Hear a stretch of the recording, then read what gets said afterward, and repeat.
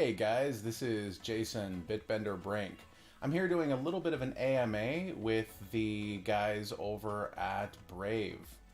And they're running a little bit late today, so I figured I would just jump on and handle a few questions from our own community. So hit us up in Discord at galagames.chat and we can take whatever questions you may have about Gala, about Brave, about Gala Games, about the future of the Galaverse, whatever it is. We are here to answer your questions. I'm going to go ahead and just pick some questions from the general channel here and post a little announcement, sending it out to everybody, and we're good to go.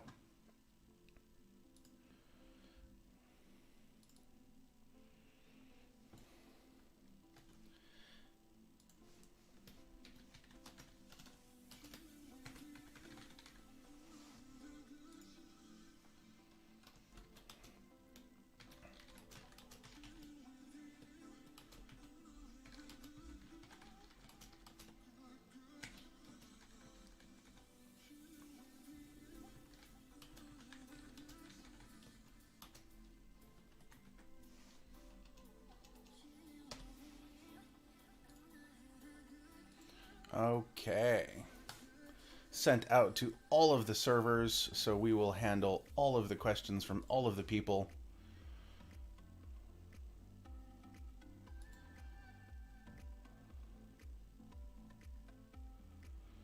Okay, ooh.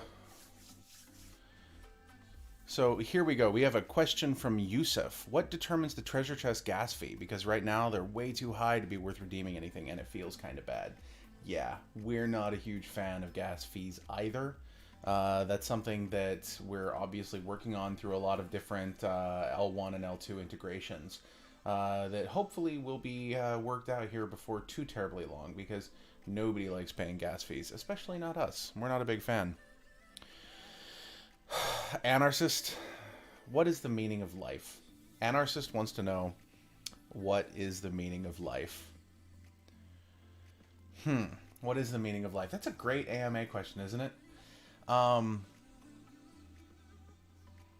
don't know. I think that for me personally, this is probably a little bit more philosophical than one would expect for the typical AMA. The meaning of life is to have the largest positive impact that you can on the world around you. You know, there's this, hey, it's Luke. Luke is joining. Maybe we'll ask him too. Hey, Luke, you are live.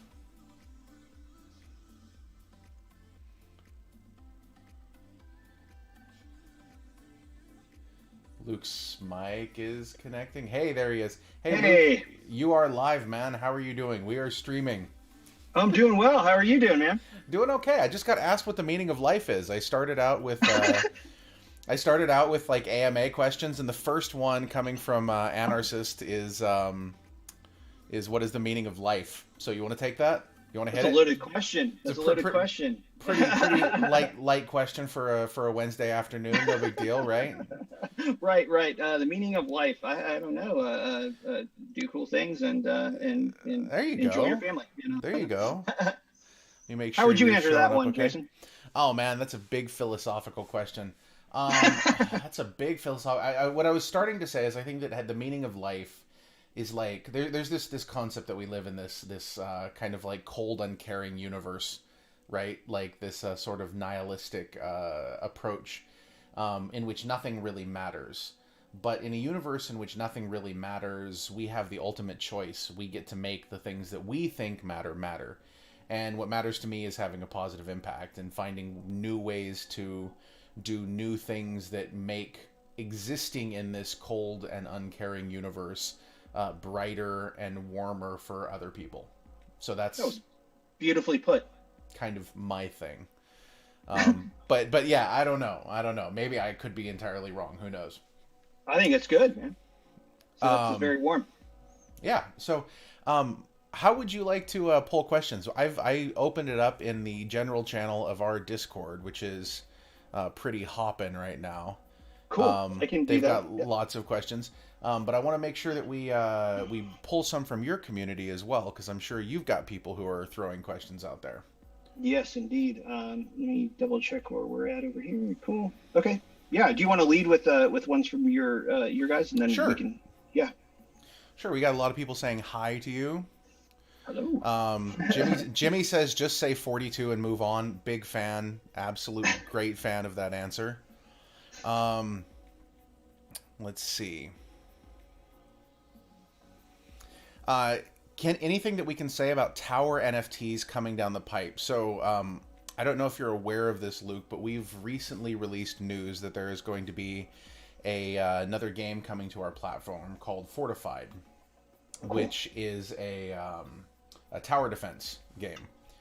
And yeah, there's I do have some news. Make sure that you keep your nodes on. Probably end of next week, you should start seeing drops of some of the first tower NFTs.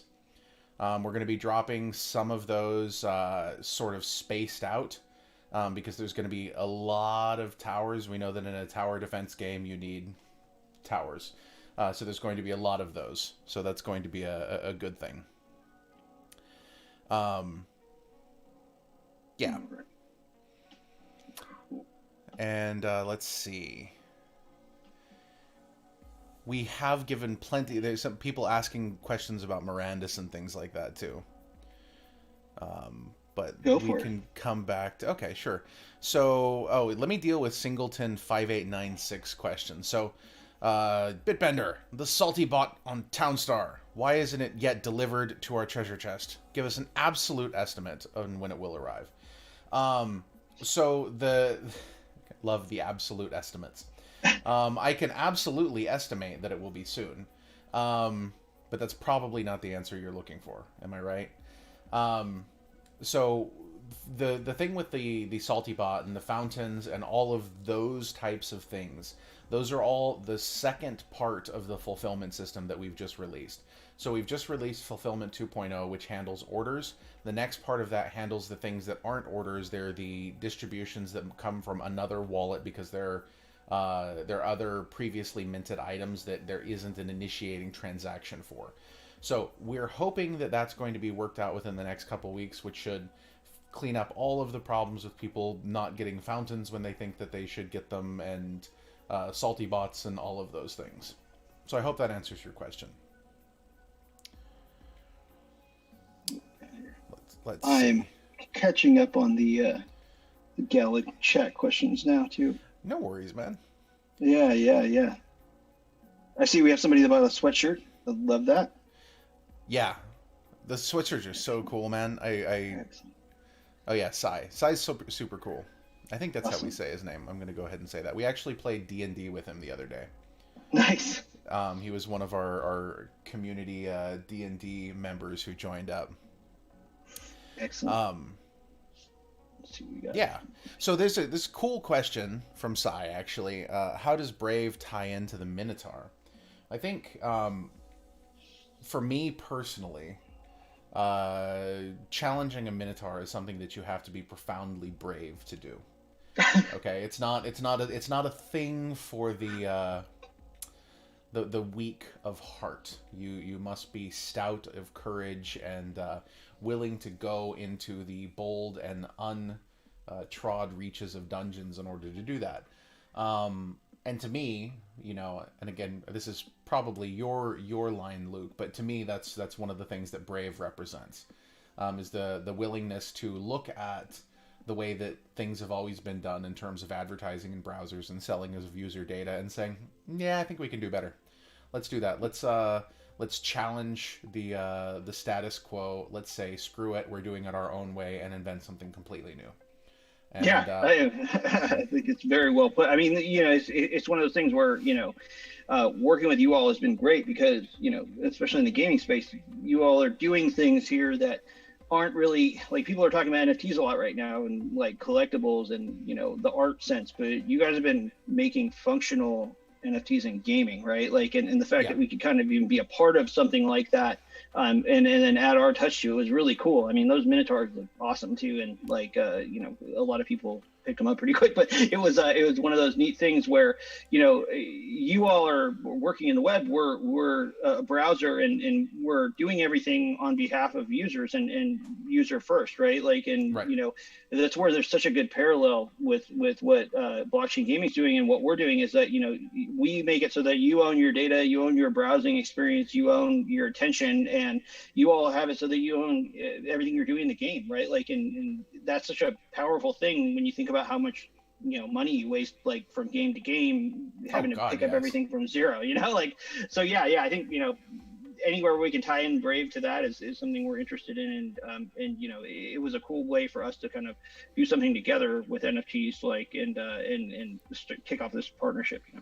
Oh, for sure. And for those of you who are just joining us now, I don't know if you know this, Luke, but we're actually streaming across 5 platforms right now. We're on Oh, Facebook, we're on YouTube, we're on Periscope, we're on. Actually, I think we're even going to be on LinkedIn here pretty soon. wow. Um, but anyone who wants to join this, we're doing an open AMA. Anything Gala/Brave. If you go to galagames.chat, you can join our Discord, and we're all in the general board right now, and people are asking questions. So come ask. Um, di- Doc wants to know: did we align on the tower rarity count for Fortified? We're working on bits and pieces of that. There are pieces of that are being tuned right now. Um, so Almighty Echo says, how does someone who has nothing, no deeds, no NFTs, no Gala, Mirandus nodes, or currency to purchase Gala prosper in that world? I'm guessing the world would be Mirandus, is the direction that we're going with there. And I think that there's actually some interesting parallels here between the way that a user who joins up and who has nothing can prosper, and the way that a user who has a browser, when you download the Brave browser and you start, viewing advertising, okay? And, we are advertising partners with Brave. So, when people view our homepage takeovers, right? That counts as part of their advertising, quota views, correct? Yeah, yeah. Um, it's about what are you contributing to the ecosystem, okay? By supporting Brave's advertisers, you're actually contributing to the entire Brave ecosystem. When you join a game, when you come play Mirandus, okay, and you decide that, what I'm going to do, I'm going to go into the forest and I'm going to get this specific type of resource that is needed to make this specific potion.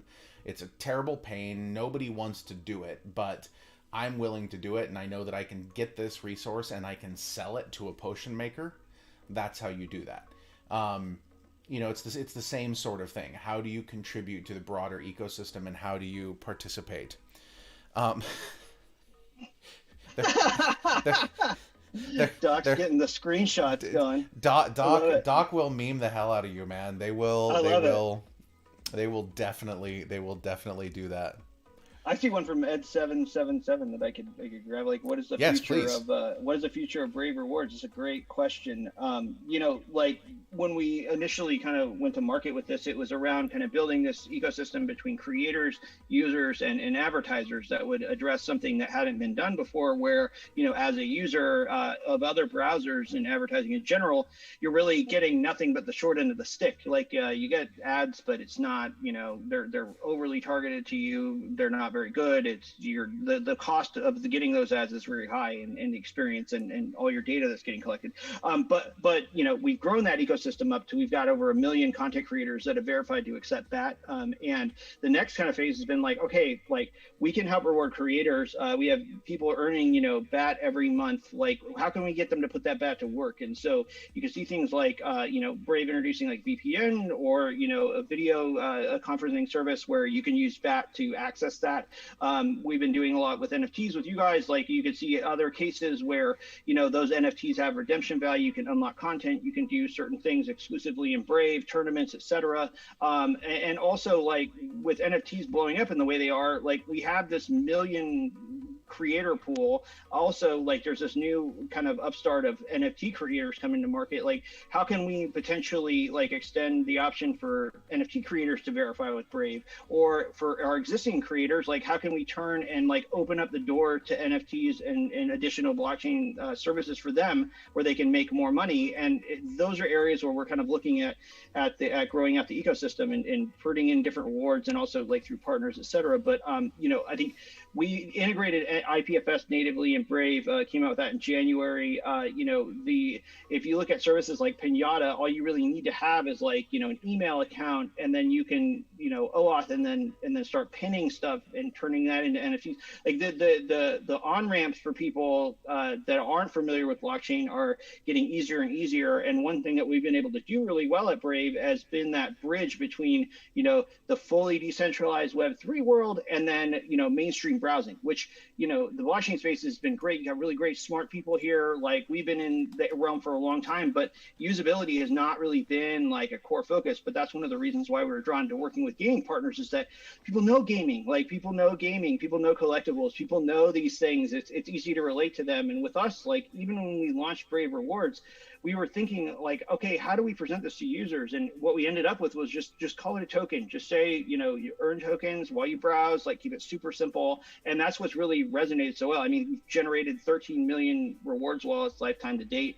Like, that's, and from what our own research says, it's around 60% of our audience is into crypto and using crypto on a regular basis. So that's like 40% of our audience like may not even realize that they're passively earning crypto. It's just these tokens. But that's kind of the trick, right? You gotta like, how are you going to get millions of people to use this stuff? And it's like gaming. It's like things like Gemini has a card where you can earn like 3% crypto from your regular purchases, stuff like that, where you're incorporating things you already are familiar with and are using. Like, that's kind of where we're going with Brave. And we've been kind of pragmatic with our approach, but that's kind of how you have to be. We had a product before we did our token sale, like that was really rare in 2017. And so like, we've always had, the stakes have been a little bit higher around us making sure that we're doing everything in compliance with the law and all that stuff that a lot of other projects kind of like shrugged off or gave us crap about or whatever, like. And so now we're at the point now where it's like, gosh, you guys, 25 million monthly active users. Like, we're consolidating the plan into our roadmap that we put out a couple of weeks ago. And we're talking about bringing search to market independently, like really things that bread and butter, internet browsing, but except with our position of like user first, and like, this is your agency. It's not just about Mother Google and the ship taking all your stuff and trust them. It's more like, no, this is my stuff. Like, this is how I want to do things, and I should be able to do that on my own device. So yeah, long story short, that's kind of where we're headed with this. And I think the other thing you can look at is like, as we get bigger, we have all these creators that are working with us and partners, et cetera. Like, this went from a game where we were trying to grow ourselves to where we can actually help partners grow and help creators. Like, creators have such a hard time right now. When we introed like YouTube support, right? Like in November of, I think it was 2017. And back then they just had put their like 10,000 lifetime view limit before they'll monetize with anything. We actually were working with this guy, Scott Cunningham. He's a YouTube creator. He's building his channel up for like 4 years, got it to 3,000 subscribers. They didn't even start paying him until, third quarter last year, like October-ish. Like, could you imagine like just building up this thing for YouTube, basically, like, of your own content, not getting anything for years? And like, we were able to help him with our ad platform. It drives audience from 3,000 to we're gonna hit 10,000 today, 10,000 subscribers in less than a month. And so like, ways that we can incorporate value, or if creators are earning, like, how can we turn that into a way that you can grow your audience? Because when we can do something like grow that creator's audience base, not only are they going to make more, they're going to make that from users in our ecosystem, but that growth has this kind of secondary effect where all of a sudden their RPMs, the rate that they earn advertising on YouTube, goes from like from $1 to $2 to like, let's say $3 to $4, just because they've been able to grow. So there are ways that we can kind of like hack the system with creators in their favor, which is something that's been long gone. Like it's really hard for them to monetize. And so we're looking at ways that we can do that with what we have, and then ways that we can integrate new things. And it's a pretty exciting time. I absolutely agree. Yes, for sure. I really like what you guys are doing and a lot of the innovation. I like the fact that you in the blockchain space, it's very easy for people to put out a roadmap and then not do those things. Very, very easy for people to do that. And I really respect that you guys, when you did your token sale initially, that you already had a functioning product. Most people don't. That, you know, you have really stuck to your guns in terms of everything that you've done, you know, from day one. And that's something that I have a mad amount of respect for. So you guys are fantastic.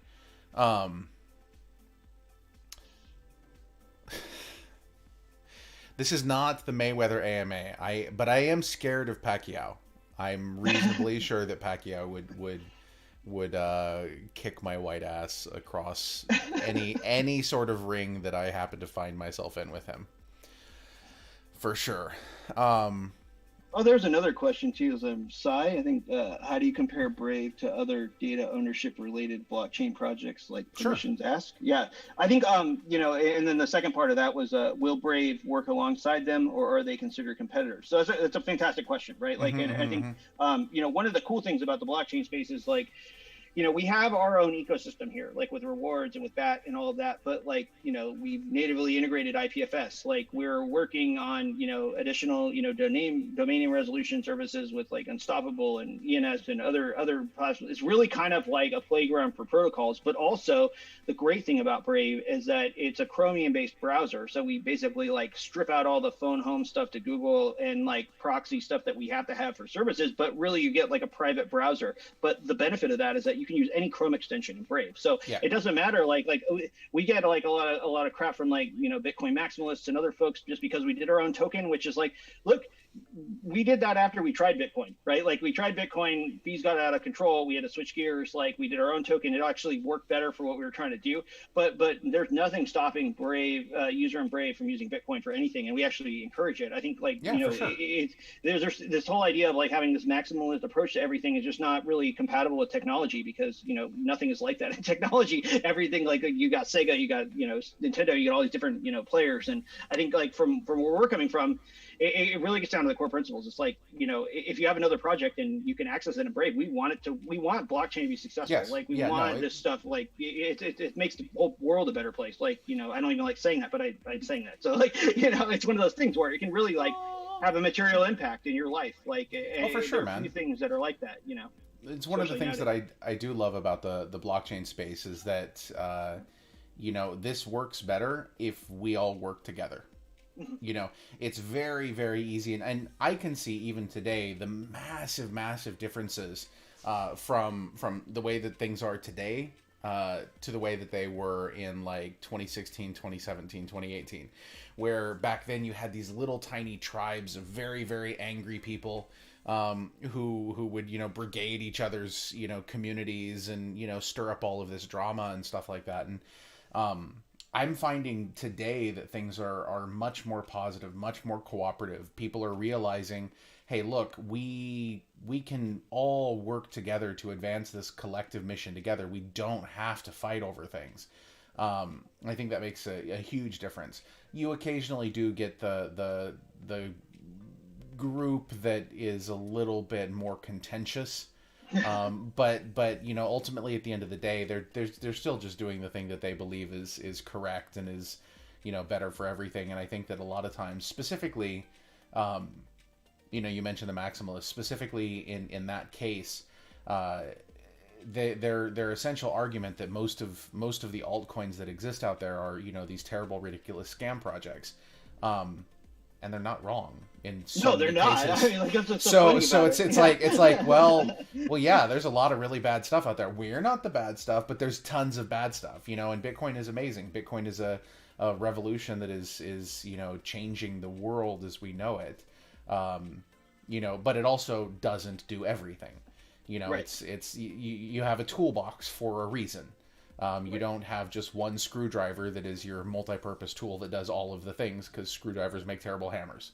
Well, and there's been a progression too with Bitcoin, right? Like Yeah, it was originally like it wasn't thought of as a store of value at all. Like it was, you go hook up the faucet. I remember when we used to like, you could just get tons of Bitcoin. Like it was so right, easy, and right. then and everyone's like trying to kind of going, okay, it's a new cash type of thing, and then there's a progression there, right? Like, and Yeah, I think what's really cool to me, like with what you just said, like comparing 2016, 2017 to now, is like that was like a lot of hopium and white papers and abstract and teams and faith, right? Like now it's like, no, stuff's working. Like, oh my gosh, we're building. Right. we're building, we've been building, it's built, and this powerful tools like and with things like with DeFi where you can have liquidity pools and do these swaps and stuff, it's much more of a cooperative kind of climate. Like that was the one thing when we started working with you guys that was really interesting because we checked in on blockchain gaming when we did our token sale. It wasn't very established, and then when we started working with you guys, we were working with Splinterlands too, and we were working with a lot of these gaming partners, and we saw this trend of like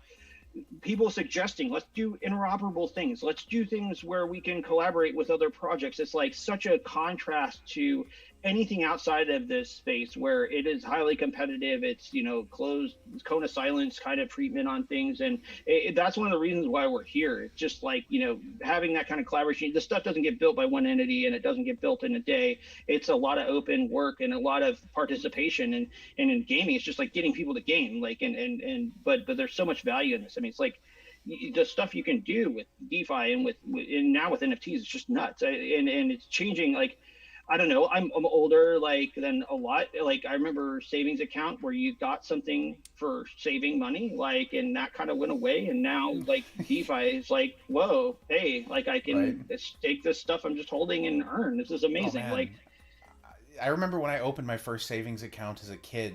My mom explained the concept of interest to me, and I think I got like 3 or 4% on the account or something like that. Like I didn't have any money, I would put like a couple $100 in there or something like that. But it was like this big thing. Oh, you save money and you get interest, and that's how you are, financially stable. And yeah, that's just not how the financial system works anymore.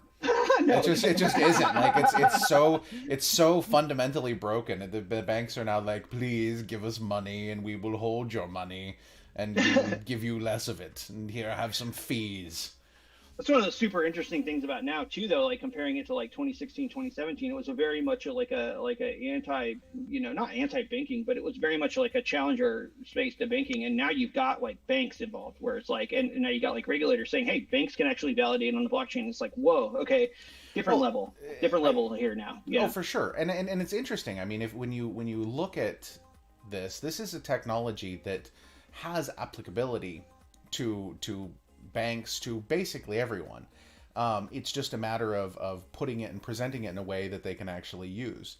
Right. I mean, it's so like blockchain just period is so superior to something like the Swift network. Like it's not even funny just in terms of speed. And I think that every project has contributed to this.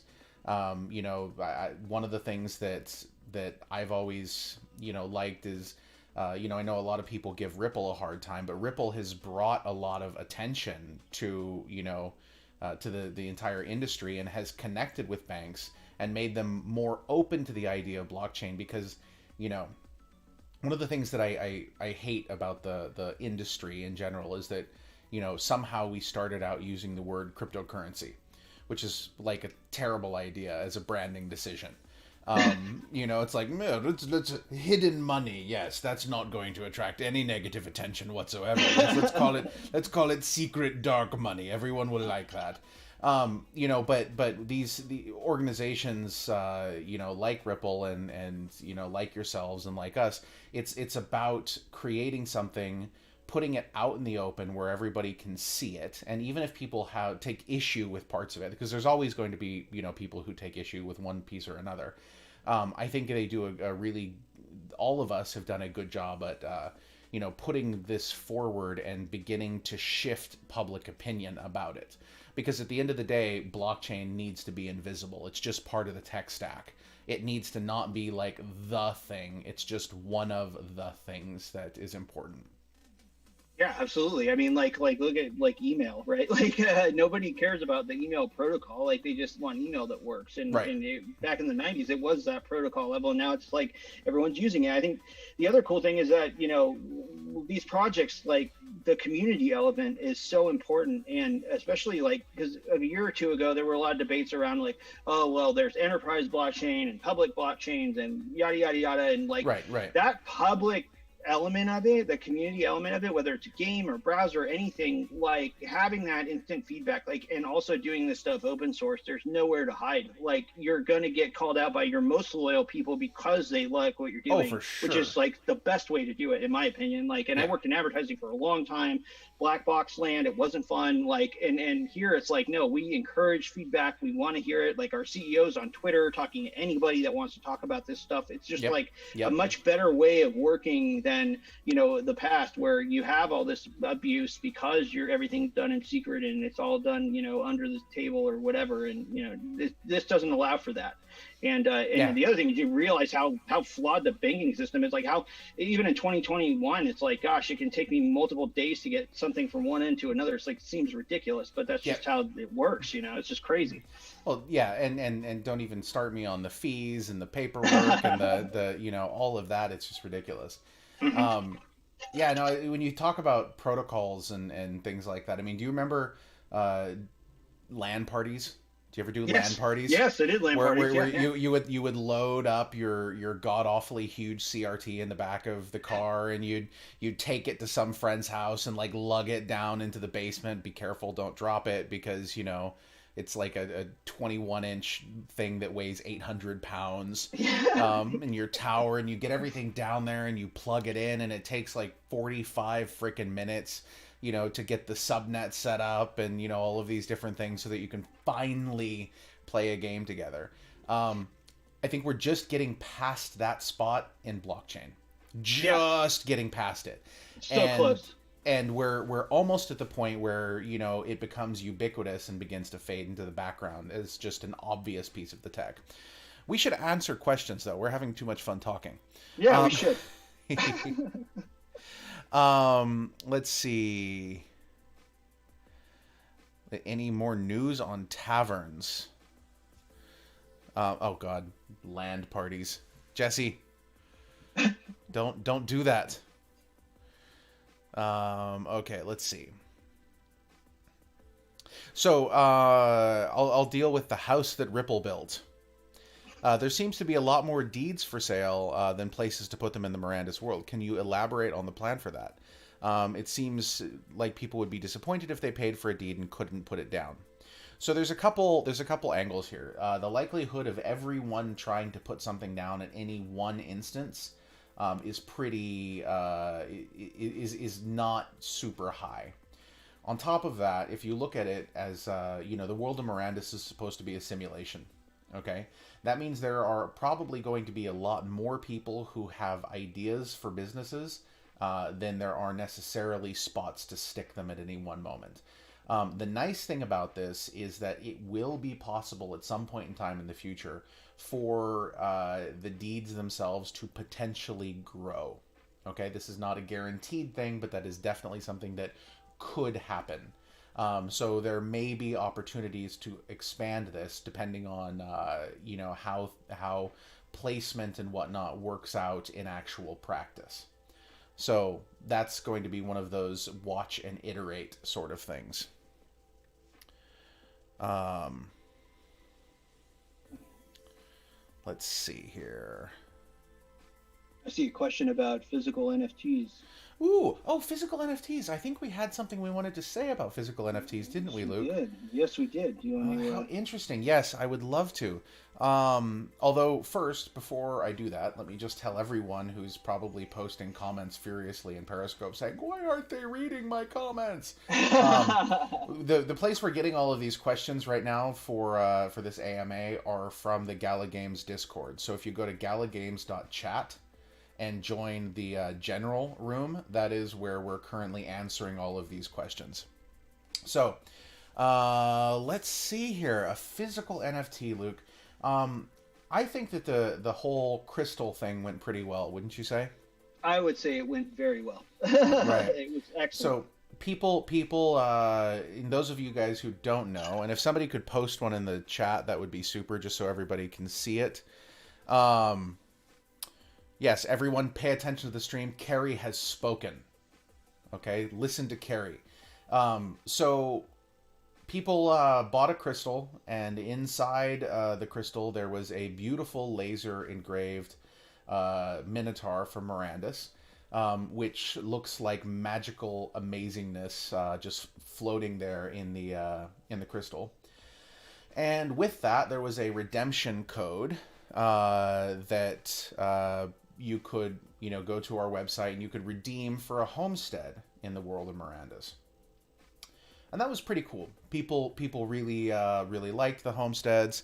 There we go. The Atlantean has posted his with a beautiful amethyst pyramid on top. I love it. Oh, that's awesome. Um, so yes, that beautiful thing there. So we were thinking, it would really be fun if we could do another crystal, something that might be a little bit, maybe something Town Star related would be kind of cool. So we decided that what we were going to do is we were going to do a farm bot.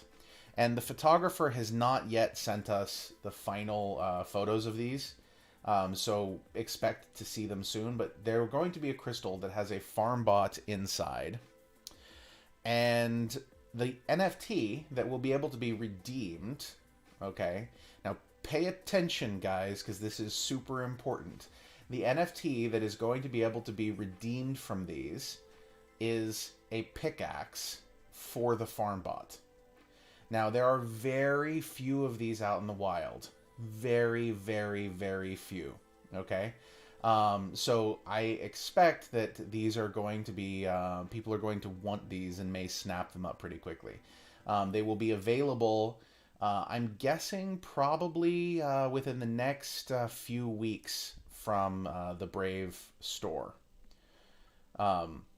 Yeah. So they're going to be super cool.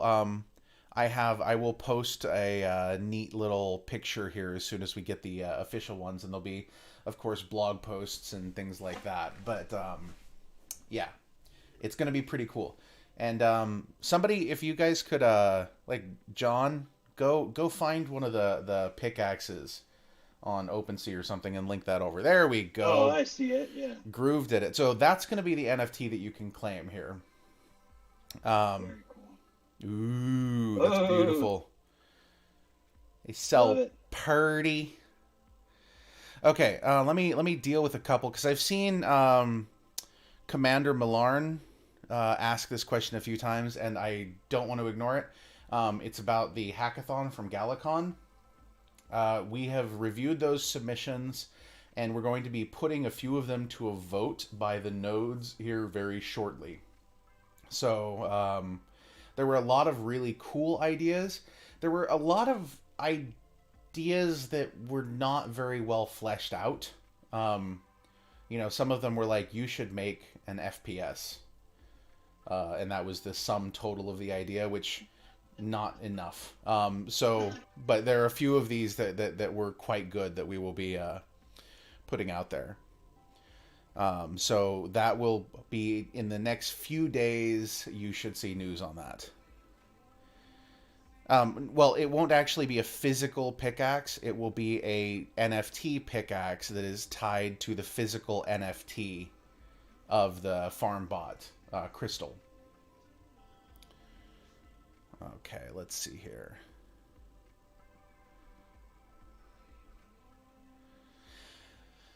For the physical NFTs, if you resell them, is there a way for the buyer to verify whether the redemption code has been used? At this point in time, there is not. That is something we would like to potentially do in the future, but at this point, that's not been built in.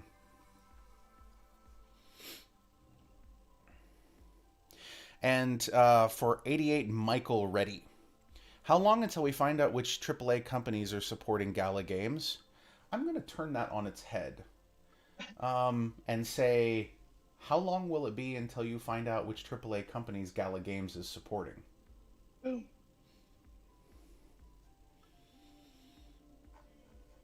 Let's see.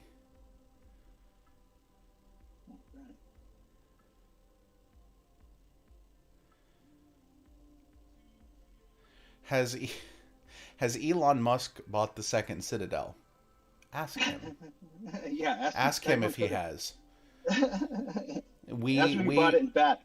yeah, we do not release information on that sort of stuff. It's up to the buyers to release that information if and when they feel like. Obviously, the buyer is working closely with us on a few, sort of ecosystem related things tied to their Citadel. But we cannot release their identity unless they want us to. So you're totally free to tag Elon and ask him, though. That totally, just make sure you also tag us and Brave. You know, Yeah, yeah. who knows? You never know where those things are going to go. You He never is know. what did he call himself? Techno God. He is now the Techno God of Tesla. Something like that. Yeah, yeah. I think I there was like it. meme god was thrown around or something like that too. These are crazy times we're in. It's yeah. I would have never guessed that Tesla would have bought, what was that, like $1.5 billion of Bitcoin or something like that. It was some insane number. It's good times. Good times. Um, let's see. Techno King. Yeah, Techno King. There we go. There you Thank you, go. Rebu. Excellent. Does the Gala token have a cap or is it indefinitely created? It does have a cap. The cap is 50 billion. Thank you, Burgundy Touch. Oh, his CFO is Master of Coin. That's so awesome. When will Gala be listed as a verified content creator on Brave? I think that's something that we're working on right now. That was something that Jenny provided me all of the necessary information for at one point in time, and just because my life consists of waking up at 4 in the morning and screaming until midnight while I work on things. Like we're doing solid 18-hour days here. That's just how we work. I took my first day off in like 6 months 2 weeks ago. Is the day after GalaCon. I just couldn't. I broadcast for like 20 hours, 22 hours over 2 days. I just couldn't be alive that day, and still I was online working with people by like 4 p.m. So that will happen soon, but it was me that dropped the ball on that. So external streaming too, screaming, blah. We're allowed days off. Well, no. What are days Just off? yeah. Crypto never sleeps. It doesn't. It doesn't Or sleep. take That's holidays.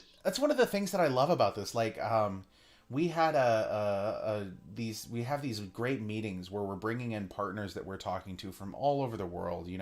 We're talking to game developers from almost every continent right now that are bringing games on board. We're talking to various other ecosystem partners that I can't go into too much, but we're having these great meetings where it's like we'll have a meeting with people from 4 different continents all at once, everybody on the same call, and it's just magic. It's just the most completely magical thing.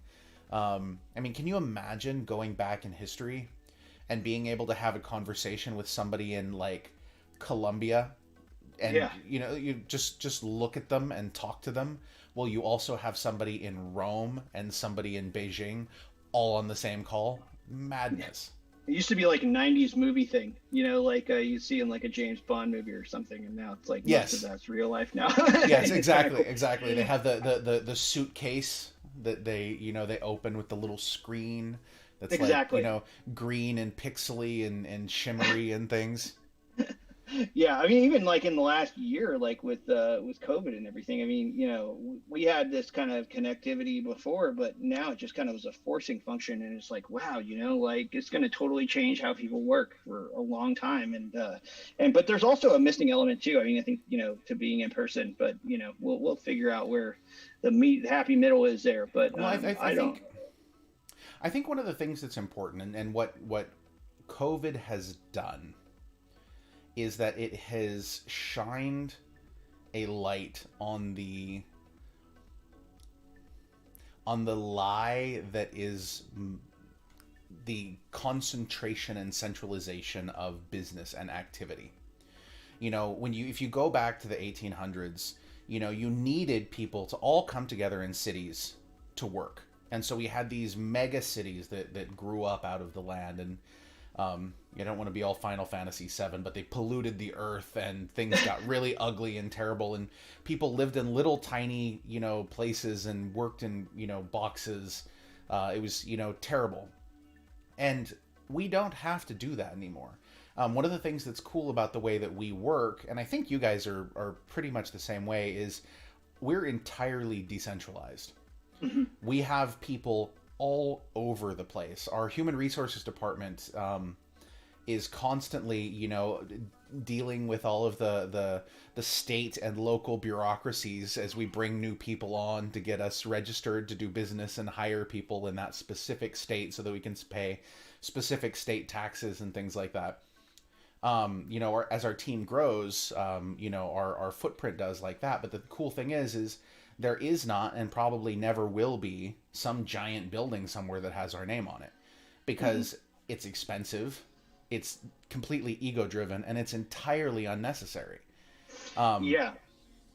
We have, You know, we had like, yeah, like we had like a main office in San Francisco, but even then, like, you know, it got to the point where it's like traveling so often that, you know, I would maybe 3, 4 times a month go in, but there's something cool about like, from our point of view, like at Brave, we've been an open source project from the beginning. And the fact that you have people like even my team, like everybody on my team at Brave, they were all people that volunteered in the community because they just wanted to be part of this thing. yep, Right. And yep, and the amount of talent that you get and the quality of people that you get, because they like something enough to just want to be a part of it. And then those are always the people that you want. Like those are the right. best people to have on because they want skin in the game. It's They not that they're like actually care. looking. Yeah, exactly. They actually care. That's exactly right. And I think, you know, I don't know what this will all end up, you know, changing to once this stuff's over, but you know, I don't think that piece is ever going to go away. Like, and it's one of the values of having open source, you know, contributors, and you know, you can build things with, you know, you typically need 300 people or something like that. Like the Chrome security team is 100 people for their Right. security team for their browser. Our whole company has grown to 100 people, but like it was like 12 when I started working here. Like it was very Right. small, you know, and having open source community and having all these remote conditions and decentralizing everything is just it wouldn't have happened without that. Like it just doesn't happen without that. And I think, you know, that's what's so great about the blockchain space too, is that's the whole ethos. It's just like people that want to work on stuff, like, and you can do amazing things. I 100% agree. Hold on, let me see something.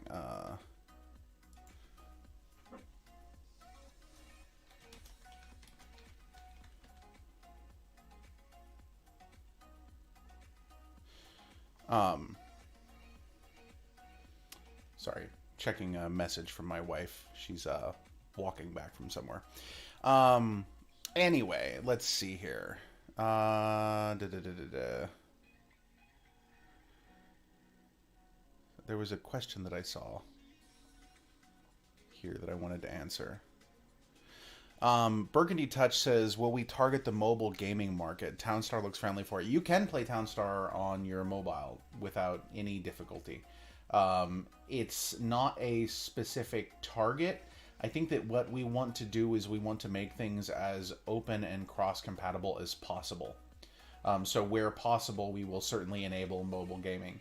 There are some things that may or may not, you know, work out nicely for mobile gaming, but you know, I think that's I mean, that's going to be the nature of things. Some games are just too big to fit on a phone right now, but I have, you know, full faith that in very short order, phones will, you know, continue to increase in power and things like that, and you'll be able to play whatever you want on them.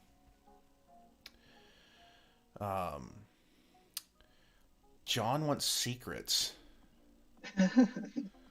John says, tell us some secrets. You got any good secrets you want to share? Do you have any good secrets? I'm an open book, man. right? Except when I'm legally bound not to be, in which case I can't say anything anyway. So, yeah, no secrets here. No secrets. I don't know. I don't have anything good there. Uh, let's see. I think there should be a game that would be like Dark Souls but mini golf. Isn't that just called mini golf? Like I'm so terrible at mini golf.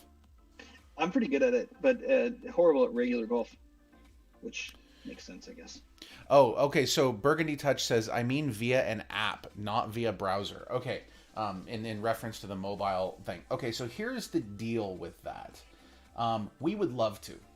We would absolutely love to. And at one point in time, Townstar was actually an app. Before it was connected to the blockchain, it was a game that you could download from the App Store and play. The problem is that both the App Store and the Play Store and all of these anything that is tied to one of these sort of monetization giants is profoundly unfriendly towards you installing something that is not easy for them to collect their pound of flesh from. So and it's kind of interesting if you look at the Play Store, the App Store, and Steam. The magical number that they have all arrived at is they take a 30% cut off of everything, and it's 30% for a developer. Okay, if you've made your game, that's huge. That's a massive chunk, and so. And the other thing is that if there's any sort of token interaction or any sort of ability to exchange something that could be perceived as value without going through their system, it's technically, according to them, a terms of service violation, and they'll get rid of your app. So we would love to. We would be delighted to. So go tell them that so that we can. It's not something, unfortunately, that they will let us do right now. It's eventually going to be up to pressure from the community to get the big people, the big giants to change their ways to permit this sort of thing.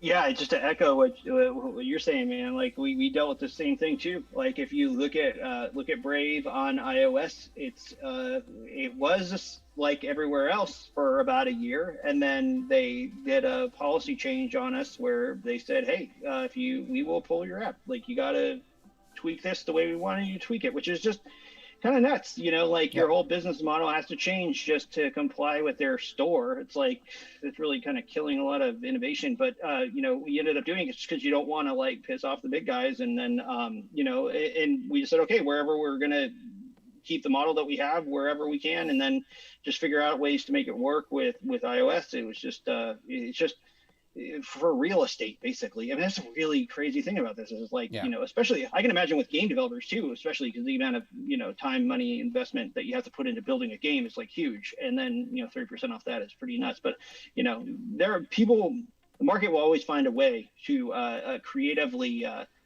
work around these things, or as much as possible, and there's always a dance there too. So I mean, we deal with this though, even as a browser, which is just Oh yeah. pretty wild. Like web apps, it should just be open. It's just not the Yeah, same way it anymore. shouldn't be an issue. And why would we need an editor distributor in terms of getting things on the App Store? Is that what you're asking, Burgundy? Um, the it's not that we necessarily need it. It's just that that's how people access it. You could always go and download an APK if we made one available to you. But that obviously isn't going to get you anywhere on Apple. So And these again, platforms will like warn you too if you do that, right? Like, right, hey, this hasn't been tested by us, or yada yada exactly. yada. Like, but the discoverability is huge too, right? Like that's what half of the value is with like YouTube or with the Play Store is the fact that they will put your app in front of millions of people. And looking at it from a business, it's like that's the fastest chance to get to success. Yeah. Like yeah. So Yeah. Okay, let's see here. Will Fortified come out before Miranda's? Yes. In all likelihood, absolutely. What else do we have? Oh, question. How is hiring going? Holy hell, it's going fantastically. But it's so we're in this very interesting spot because we have a very unique culture within our company, and this is something that we are fighting so hard to maintain. It's really important for us. So we want to grow as quickly as is practical without losing that. Because somebody could snap their fingers tomorrow and onboard 200 developers through some massive production house, and they would sit in cubicles and not care one bit about what they're creating other than the fact that it gives them a paycheck, and that's not what we want. We have an entirely different ethos about what we're doing, and yeah, it's really important to us to maintain that and to make sure that we're constantly moving in the right direction as a company. So it's going very well. It's gotten to the point where we have two weekly, like, whole company meetings. And when I first joined up, like last June or July or something like that, I think it was June. At those company meetings, everybody would talk and everybody would have this opportunity to sort of, talk about what they're working on for the week.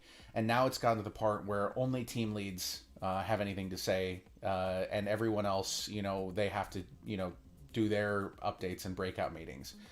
We've got over 30 people right now, I think, and more people are joining every week.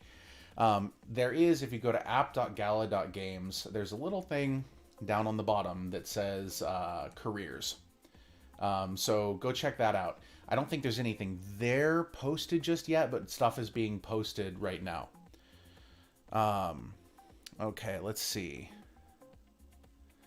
Could Gala start their own gaming platform like Steam, but for the blockchain? What do you think we're doing, dude? That's literally exactly what we're doing. Okay. We'll get there, man. We'll get there, Burgundy. Just you wait. There's stuff coming that you have no idea about that is going to blow your mind. So, and so actually, I have, unfortunately, Luke, I've got a hard stop at 3 p.m. I do too. Okay, great. So let's do this. Let's thank everybody. Okay, and I've made Anders mad. I'm sorry, Anders. I'm sorry, man. Like, just watch. It's gonna be so much fun. So let's thank everybody, and we'll wrap this up. And yeah, so everybody, thank you very much for coming to our AMA, for asking questions and whatnot. You can follow us up for Gala Games. You can hit us up at gala.games. Join our Discord at galagames.chat. Or you can follow us on basically any social media at Go Gala Games. Yeah, thank you. Thank you all for having us too for Brave. I'm Luke Malks on Twitter, Brave on Twitter, brave.com. Yeah, you all know where to find me. If you have any questions, feel free to reach out. Happy to answer. Awesome. Well, thanks, thank Jason. you so much. Pleasure, and I will catch up with you guys soon. All right, talk soon. Peace out. Bitbender out. Okay, now I have to do the awkward stop the stream thing and find the window that has the button on the other screen that I can't see because of the damn microphone. Okay, we're good. You guys rock.